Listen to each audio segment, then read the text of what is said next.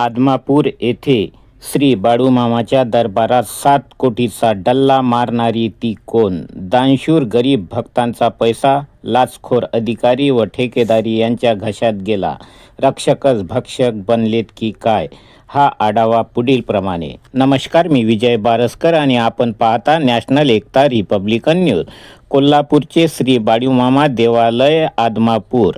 गरीब दानशूर मेंढपाळ लोक श्रद्धेने बाळूमामाच्या झोळीत पैसा टाकतात. 60,75,28,000 रुपये तत्कालीन उपनिबंधक रागिनी खडसे व टोळीने अफरातफर केली. मंदिरात गैरव्यवहार होऊ नये म्हणून सरकारने अधिकारी नेमले. धर्मदाय आयुक्त राजेंद्र गडकरी यांनी भदरगड पोलीस ठाण्यात तक्रार दिली.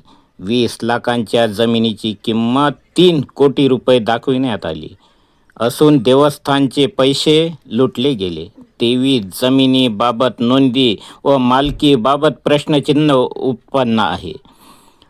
दान पेटी व पशुधन उत्पन्न, सोनं चांदी यांचा कुठलाही हिशोब नाही. कोल्हापूरचे पोलीस अधीक्षक यांनी या गोष्टीला दुजोरा दिला.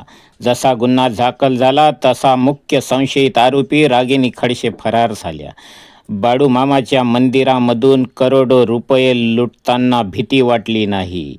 कायद्याचा बडगा उभा केला तेव्हा पोलिसांना चकमा देऊन रागिनी खडसे फरार झाल्या.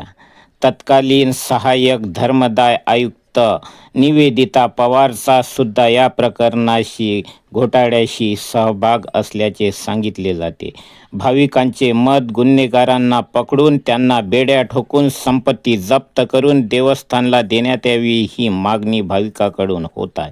याबाबत तुम्हाला काय वाटते ते कॉमेंट्समध्ये कळवा. नॅशनल एकता रिपब्लिकन न्यूज जिल्हा प्रतिनिधी विजय बारसकर, मुख्य संपादक लक्ष्मण वानखडे.